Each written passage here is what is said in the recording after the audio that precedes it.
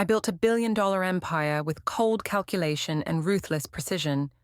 No time for love, no space for emotion. Then she walked into my boardroom with fire in her eyes and wisdom in her words. Everything I thought I knew about success crumbled when she asked one simple question. From nothing to everything. That's what they call my story. At 32, I built Vertex Technologies into a $4.2 billion enterprise spanning 3 continents. Real estate developments that transform skylines, tech investments that revolutionize industries, and a personal fortune that grows by millions weekly. My name echoes through boardrooms with equal parts respect and fear. I didn't just build success, I engineered it with mathematical precision. Emotions are inefficiencies. That became my mantra early on. While others formed relationships, I formed strategies. When competitors hesitated due to sentimentality, I advanced without hesitation. My rulebook was simple: calculate risk, maximize return, eliminate weakness. No room for personal attachments or distractions. The markets don't care about your feelings, so neither did I. What did it cost? Everything, I suppose. No real friendships, just strategic alliances. No real home, just properties. No family waiting at night, just overseas calls and contract reviews. Holidays spent in airports, birthdays forgotten, and a bed that remained perfectly made on one side. The silence in my penthouse was deafening, but I convinced myself it was the sound of success. Then Amara Williams walked into my conference room last spring. Not impressed by the view, not intimidated by my reputation. An economics professor turned community development strategist with ideas that challenged everything I'd built. Her first words weren't praise or platitudes, just a simple question that hit like lightning. What exactly are you building this empire for? I had no answer. Stay with me for the next 30 minutes as I reveal how one chance encounter completely transformed my definition of success and brought real meaning to my empire. This isn't just about business or romance. It's about what happens when someone forces you to confront the cost of success without connection. And trust me, what I learned changed everything. I was 9 when my father lost everything. Our home, his business, his dignity, all gone in a market crash he never saw coming. Too much heart, not enough head, my uncle said at the time. I made a promise then. I would never be vulnerable to the whims of emotion or circumstance. By 16, I was trading stocks from a library computer. By 23, I secured my first major investor. The blueprint was clear. Analyze patterns others miss, capitalize ruthlessly, and never, ever, let sentiment cloud judgment. Vertex Technologies rose from a one-room office to a global powerhouse through this singular approach. When competitors hesitated to acquire failing businesses because of loyalty to employees, I moved swiftly, stripped away inefficiencies, and tripled profits. When advisors cautioned against aggressive expansion into emerging markets, I ignored their fear-based reasoning and doubled our portfolio value in 18 months. Cold logic was my superpower in a world driven by emotional decision-making. The system worked flawlessly. Board members praised my refreshing clarity. Business schools studied my methodology. Rivals tried to replicate my detachment. What none of them saw were the nights alone, staring at city lights from penthouse windows. They didn't see the parade of shallow relationships, people attracted to power, not person. They didn't know that success had become circular. I worked to fill the emptiness, and the emptiness grew, requiring more work to fill it. My closest relationships were transactional. My executive assistant knew my schedule, not my dreams. My wealth manager knew my assets, not my fears. Even lovers were temporary arrangements, convenient companionship without complications. I maintained a carefully constructed persona, the unflinching, uncompromising founder who needed nothing and no one. The empire became my identity, my purpose, my prison. At industry events, I was the enigma, respected but rarely approached. In board meetings, I was feared more than followed.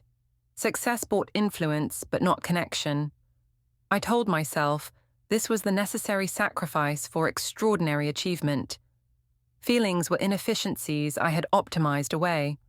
Or so I believed, until that Tuesday morning when everything changed. The Wellington Heights project was supposed to be simple: buy the struggling neighborhood, demolish the aging structures, and build luxury condominiums that would triple our investment. The community meeting was merely procedural, a box to check before proceeding. I arrived late deliberately, Power Move 101, and surveyed the room with practiced indifference. City officials, my development team, and a handful of residents who would soon be displaced. Standard procedure. Then Amara Williams stood up. No designer suit, no political posturing, just a burgundy wrap dress and the quiet confidence of someone who knows exactly who she is. Your economic impact assessment fails to account for cultural value and community resilience, she said, her voice carrying a melody I hadn't heard in boardrooms before. While others in the room shifted uncomfortably, she held my gaze with unwavering intensity. I responded with rehearsed talking points about job creation and property values. She countered with data on displacement patterns and community dissolution. I cited market trends. She cited human costs. For each clinical projection I offered, she presented a human story. For 15 minutes, we engaged in a dance of competing worldviews, neither yielding ground. "Mr. Reynolds," she finally said, placing her presentation folder on the table between us, "you've mastered the science of wealth creation, but you've ignored the art of community building." The room fell silent. I should have been annoyed by her presumption, but something else stirred instead, curiosity perhaps, or recognition. After the meeting, I watched her speaking with elderly residents, her hand resting gently on a woman's shoulder. She laughed, a genuine sound that seemed foreign in my world of strategic chuckles and performative pleasantries. I found myself walking toward her before consciously deciding to do so. "Professor Williams," I said, extending my hand, "I'd like to hear more about your alternative development model." The words surprised me as much as they surprised her. For the first time in years, I was genuinely interested in someone else's perspective, not to defeat it, but to understand it. 2 weeks after our first encounter, the Wellington Heights project imploded spectacularly. Community protests escalated. Local media ran stories about corporate predators destroying historic neighborhoods. 3 council members who had privately assured their support suddenly became vocal opponents. My usual tactics, increased financial incentives, strategic pressure on officials, media manipulation, only intensified the resistance. For the first time in my career, my playbook was failing. "You've miscalculated," my CFO warned during our emergency meeting. "We're hemorrhaging money on delays, and the PR damage is spreading to other projects." The boardroom buzzed with increasingly desperate proposals, legal maneuvers, more aggressive buyout packages, even thinly veiled threats. I sat there, watching my empire's reflection fracture in the polished conference table. Against every instinct, I called Amara. "I need a different perspective," I admitted, the words feeling foreign in my mouth. She agreed to meet, not at my office, but at a small cafe in Wellington Heights itself. The neighborhood I'd seen only as property values and zoning maps became suddenly, uncomfortably real. Children playing in tiny yards, elderly couples on weathered porches, community gardens sprouting between buildings. Amara ordered tea and watched me squirm in this unfamiliar territory. "You're facing resistance because you're trying to erase rather than enhance," she said finally. "These buildings aren't just structures, they're vessels of memory and identity. What if, instead of replacement, you considered renovation? Instead of displacement, investment in existing communities?" I began listing financial objections, but she placed her hand on my sleeve. The first time anyone had touched me with something other than strategic purpose in years. "Stop calculating for a moment and just listen," she said. "Not to me, to them." She nodded toward an elderly couple at the next table, deep in conversation.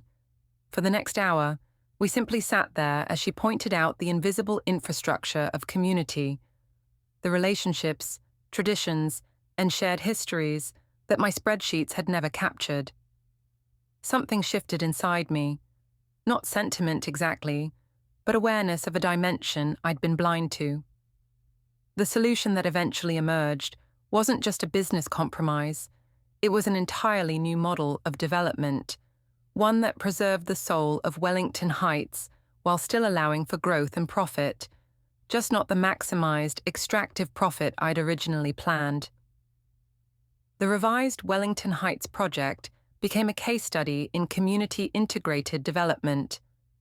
We preserved historical structures while modernizing infrastructure, created mixed-income housing instead of luxury-only units, and established business incubators for local entrepreneurs.